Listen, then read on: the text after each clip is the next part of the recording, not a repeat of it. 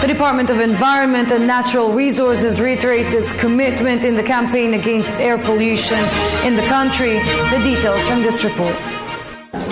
DENR claimed the worsening traffic situation in the metro as one of the causes of air pollution. Data from the agency show total suspended particulates in NCR reach 100, contrary to the 90 normal TSP. Sabi nga namin, kung ikaw ay papuntang Makati sa madaling araw, ay kaya mo yan ibiyahihin ng 15 minutes.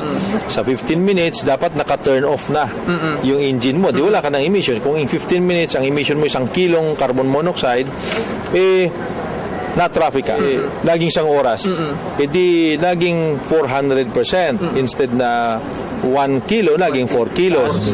The same objective, the same purpose. Pero, ang benepisyo mo the same, subalit ang emission level mo ay 400%. Besides efforts like the anti-smoke belching campaign and the National Check Your Car Day, DENR has also sought the help of various government agencies to respond to the worsening pollution and traffic congestion in the country. Meron kaming interagency committee nga dyan with LTO, the TTI, the ILG, some LGUs. By December, matatapos na namin yung paglalagay ng monitoring station, air quality monitoring station sa bawat LGU. Itong kampanya ng ginagawa natin ay para mapababa ang pollution level.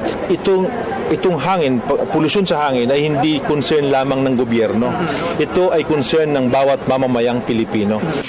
The Coalition on Clean Air Advocates also assists the government to strengthen its cause against air pollution. Meanwhile, this holiday season, DENR Secretary Ramon Paje asked the public to be mindful of using firecrackers, not just with regards to their PS marks or precautions, but also with the harmful smoke it may cause. Kami nananawagan ngayon na kung po pwede, pakinggan na natin yung iwas paputok, or kung pwede, huwag na tayong magpaputok dahil po taon-taon, every New Year, ang pollution level natin nag-i-spike to 1,000 level. Advocates urged everyone to abide by the law for us to experience our right to clean air.